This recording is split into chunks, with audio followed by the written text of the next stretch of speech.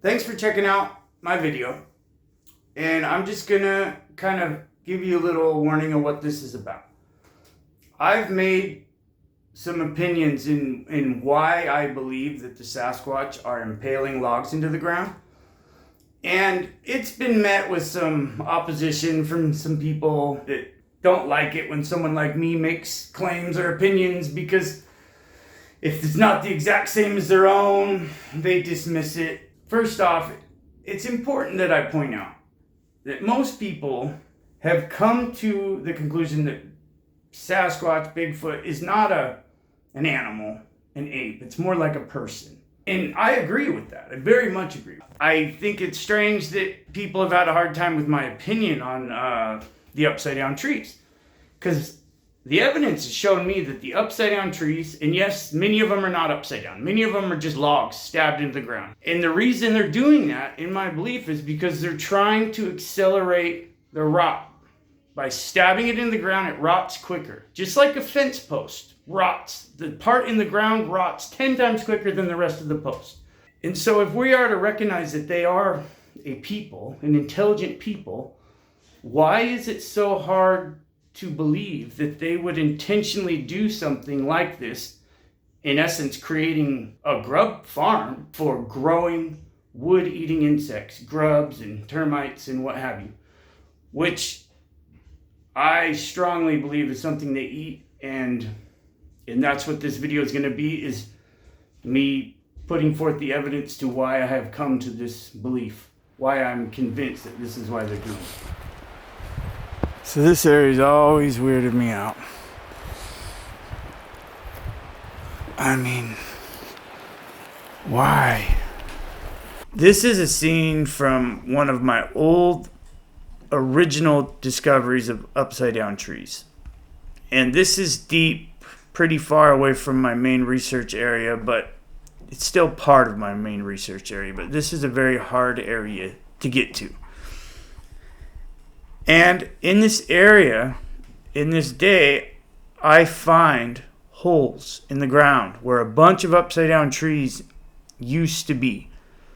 Now, why would they remove them? Why would anybody go through the trouble to impale these into the ground just to come remove them at a later time? Obviously, there's a reason behind that. And this guy, 4. See, I want to see if I can stand next to it. Oh, shit. Wow. Oh, that's right. Oh. See, these are holes where I think there used to be. That's what I just stepped into. See, I think there used to be other upside down trees in those holes. And something or someone removed them. The holes in the ground are telling. And those aren't the only holes in the ground. There's other holes over here where the arrow is. And I want to point out something else. See where my arrow is? I'm pointing at a log that is on the ground now. When I first discovered this area, this log was standing upright. It was impaled into the ground. It was an upside down log. And then I didn't even notice that when I came back and made this video. But now looking at old footage, I realized that this was up in the air. And in the time period between those two visits, it was knocked down. So to me, this is evidence of activity, that somebody is coming here and making changes to this place. Obviously, somebody built this place. And seems to be that someone, something, is also maintaining it in their own way. And another thing about this area that I want to use this moment to point something out. Because quite a few people, non-believer type people, have tried to tell me that the upside down trees, the impaled logs that I am showing everybody, are simply the result of broken trees falling and stabbing into the ground. But this area proves that that is not the case, because it's a wide open meadow There's no big trees in the middle of it that broke and fell and stabbed into the ground. So this just totally turns that theory on its head. This scene is from my first discovery of upside down trees, of logs unnaturally impaled into the ground. This was one of my first big discoveries. This moment was really one of the biggest highs I've had as a researcher. I was brand new at this and just kind of stumbled upon these in an area that is very far away, really hard to get to. I was truly in the middle of nowhere, and all of a sudden I was finding these trees turned upside down, stabbed in the ground, logs stuck in the ground. But if you pay attention, I'll show you where that log was standing up the first time I came here. And in that previous clip I showed you, it's now on the ground. So I have to assume that that log was harvested. That log was knocked over, and they dug and tore the bottom of it out and probably pulled whatever edibles they could out of it. Here is impaled into the earth. This isn't a tree with any kind of root system. It is just an impaler. Go ahead and rip that. Okay, so if what the person said about shoving them in for grubs, right? Letting them decompose. Watch this. Ready? Oh, everywhere. Look at this. Okay, you want dinner time, ladies and gentlemen? Wow. Look at that. So that is why they're doing it. Yeah. Well, it would make things make sense. And this isn't even the right time of year. When those grubs are the feeding time is in the spring. So all those little guys were gonna lay a bunch of eggs, and there was gonna be. Look at you got a menu. You got ants. You got termites. You got grubs. You got a centipede thing. You got a little natural menu. Huh, that's interesting. That's why they're doing it. Dude, that's a possibility. That is why they're doing it. I mean, you basically just kind of building your own supermarket. Yeah. Yeah, look at those, dude. Look at those, bro. This thing is just impaled in the dirt. And it's crazy because there's no evidence of digging. There's no evidence of disturbance. It's just freaking impaled in the ground. And that's a big, heavy freaking log. Another one right next to it. Yeah, creating this V-type shape. Dude, those are pretty sturdy.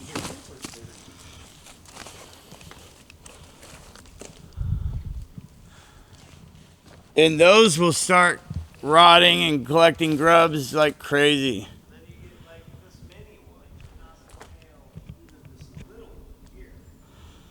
Yeah, we would have to be using postal diggers and dig. Oh yeah, I don't even kind of go in. Back to your hole. Yeah. Fuck, dude. Here, I want to try, dude. Just film me. I just want to see, because this is just so weird. Look at this. This one's. Oh no, it's in there about, I don't know, 7-8 inches, whatever. About maybe 11. It's about a foot, maybe.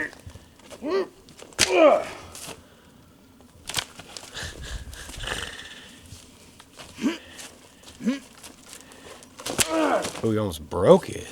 Yeah, it's starting to break. So they probably picked this one because it's already pretty rotten and pretty old. And so it will collect grubs very quickly. And there's probably other ones all around it. I can't pull that one out without breaking it, but it's an impaler. That's not a root, not a trunk. It's just another wobbler that they stabbed into the ground deep.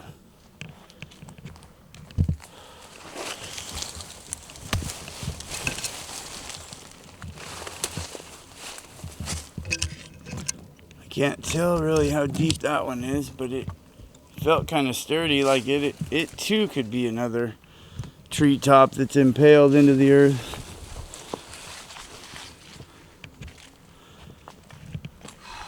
Well, it's kind of cool that they're doing something with these treetops, because I used to just wonder, why are they just randomly just breaking tops of trees?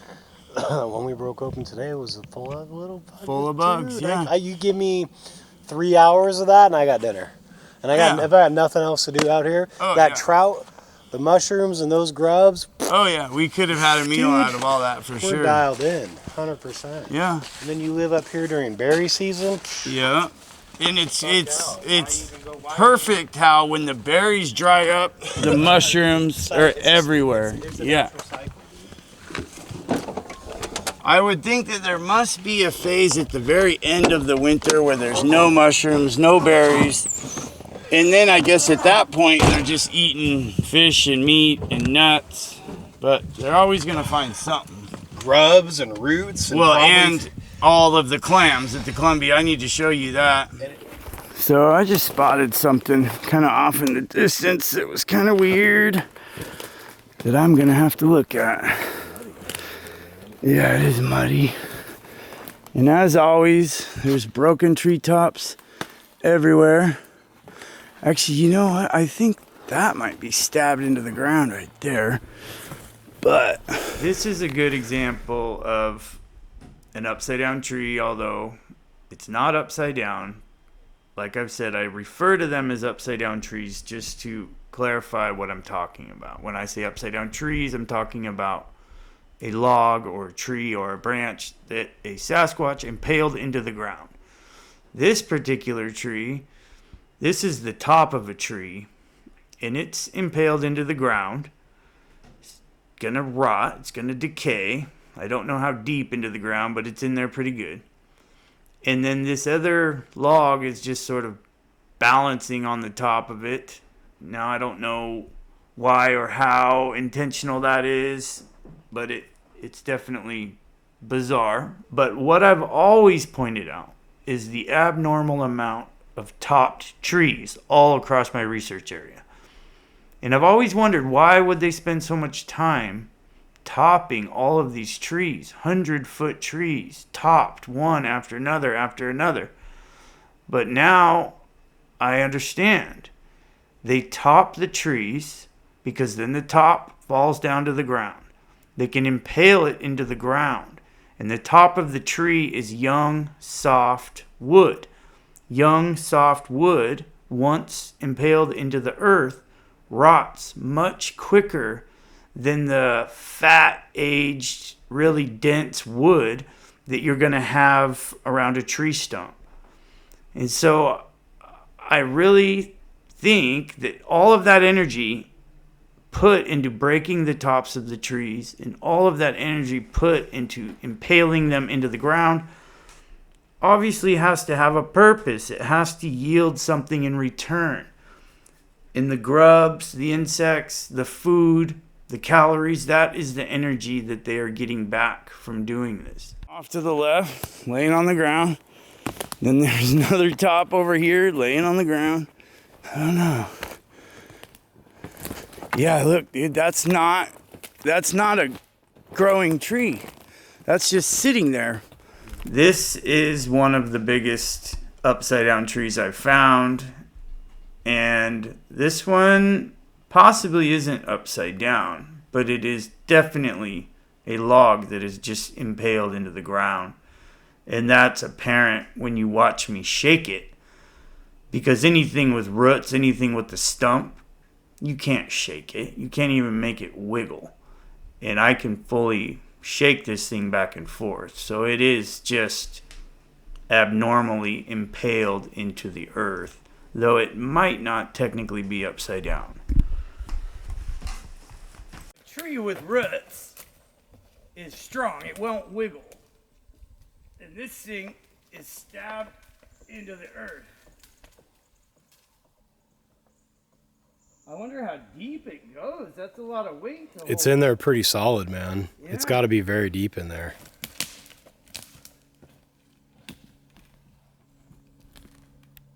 It's just freaking stabbed in there. And Yeah, no, tell that to the camera, actually. Tell the so camera. I just spent 2 days with my brother hunting up by Mount St. Helens, and we glassed so many valleys, and I was... Explain what that means, glassing valleys. So glassing valleys is you sit up on top of the ridges and you look for animals in the valleys and you figure out where they're going to go so you can hunt them. And with binoculars. with binoculars, Yeah. with high-end binoculars. Yeah. And then I was looking for treetops, knowing that he has had this stuff that we're here now seeing, and I didn't see one. Not one topless tree in the entire wilderness. Dude, I literally was looking for animals and paying attention to the treetops. To top trees. I did not see And you can't take anything like I'm seeing here. You can't take 15 steps without coming across a top tree here. Look, here's another top laying on the ground. But I see a tree. And the clicky clicks, yeah, I see the top. That big old tree's stripped of its top, and that's a big old fat tree top. And then right over here, this one's missing its top, and it's just all over. It fucking topless trees just never ends out here. But I saw a tree break. Oh, there it is. It was kind of strange.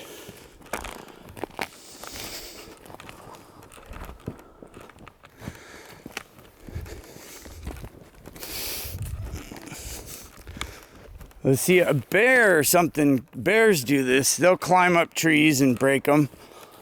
Yeah, you know, me and my brother talked about that. So here's the reality of that. So, yes, that's possible, but that's not like what we're seeing here. Oh, I know. Some of these are too big. Way too big, yeah. I mean, I have seen a video, though, where baby bears, 3 of them, climbed up a tree, and they're goofing off, and the tree snapped. And that's what me and my brother were talking about. That is real. Yeah. And even a bigger bear might do it for whatever reason, be in the tree and it breaks. Yeah. But not on this level. You're not yeah. hitting 100 bears. No. In this area there would be doing dead that. bears laying everywhere. That Yeah. That's not And a real bear thing. falls from 100 feet treetop, it's gonna die. They're a 400 or 500 pound animal. They can't fall 100 feet and not be hurt. So this is something that caught my eye. See this stick here? This is a treetop. Very fresh. You can see how fresh that wood is. It's still got that orangish hue to it. And look, this is another treetop right here.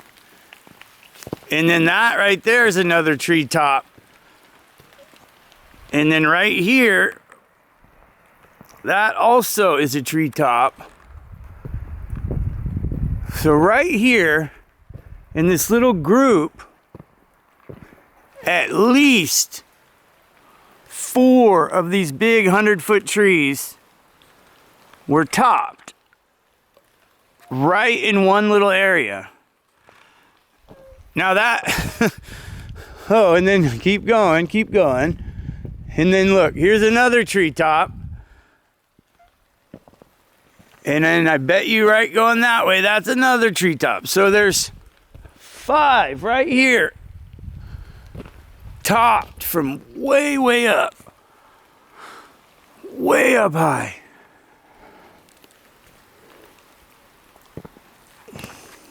And then you jump right across the road. This is a tree I've shown before because this tree is interesting. It was topped long ago, grew into multiple tops. All those tops are broke off.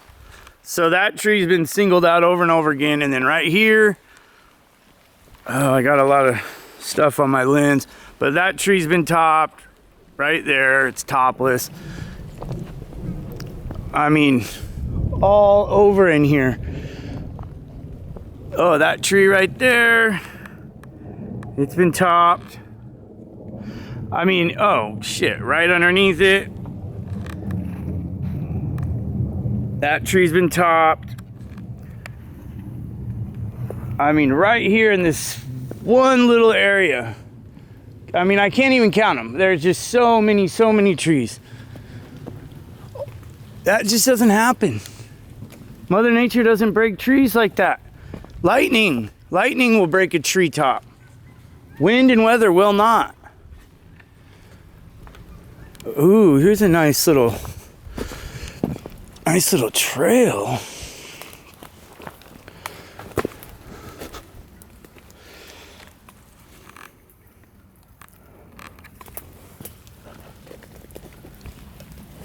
Oh, it's so wet in here.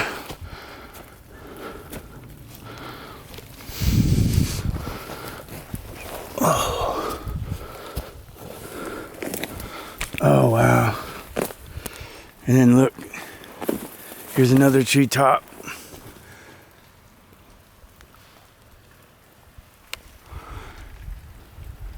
It's just so wet. I want to go explore up in here. It's just too nasty.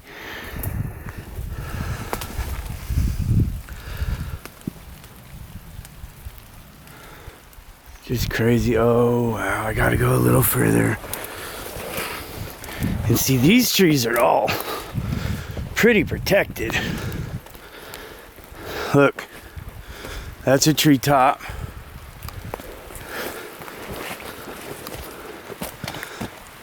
Right here's a treetop.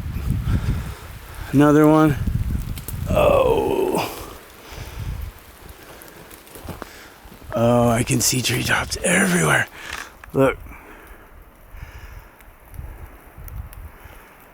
That sideways tree, that's a treetop. And that old dead one right in the middle of the screen, that's a treetop. And I go right there, that's a treetop. I mean, it's everywhere, everywhere.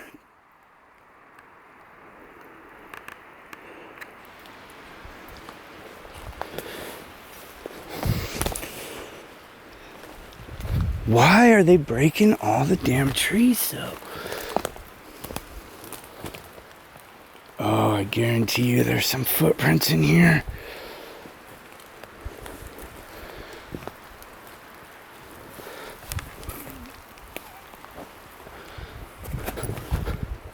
Look, here's a treetop. That's another freshie. So this is an interesting little nature walk. Here is the top of a tree that's been broke off and stabbed into the ground. And it's a small treetop, not a big giant log, but yet there it was stabbed into the ground.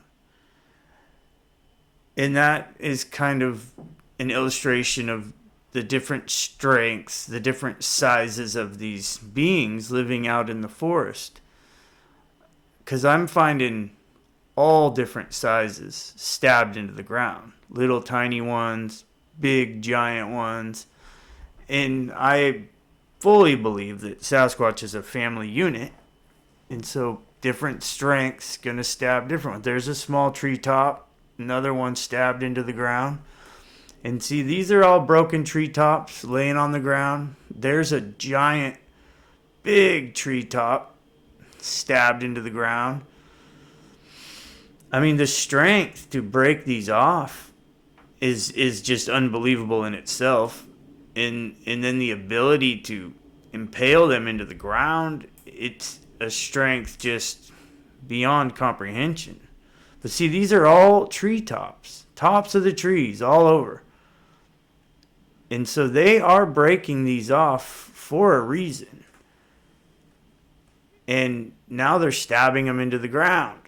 And they're doing that for a reason. See right there, there's a big, huge upside down treetop stabbed into the ground. There's another one off to the left. I mean, this is dedication. This is work. This is effort. There's a purpose to all this. They're not just doing it because they can, or they're not just doing it because they don't have enough sense not to. I mean, there's a point to all this work. Here's another one stabbed into the ground. The point to all this work is food. Food is the motivation for almost everything anybody does. Any living animal. So I don't know why it's hard for people to accept this theory. I think the evidence speaks for itself. I think it's hard for people to accept it because a lot of people are trying to deny that the upside down tree thing is Sasquatch, which it's just laughable. Anybody that's followed my videos, I mean, I have found so many of these things, and not to boast or try to say I'm the greatest, but I'm not aware of any researcher that has found anything close to the amount of impaled logs and treetops and stuff that I have found. So it could be something unique to the Sasquatch in the area that I'm researching. I don't know. But I know they're doing it. And here's another one impaled into the ground. I mean, there's a reason for it. And I'm convinced the reason is food. It'll take a while, but those will start to rot. And it's also important to bring up another aspect to this. Grubs can freeze to death when it's very cold. So if you have a log laying on the surface and that log fills with grubs, and then a massive cold front moves in, which is rare for this area, but they get them.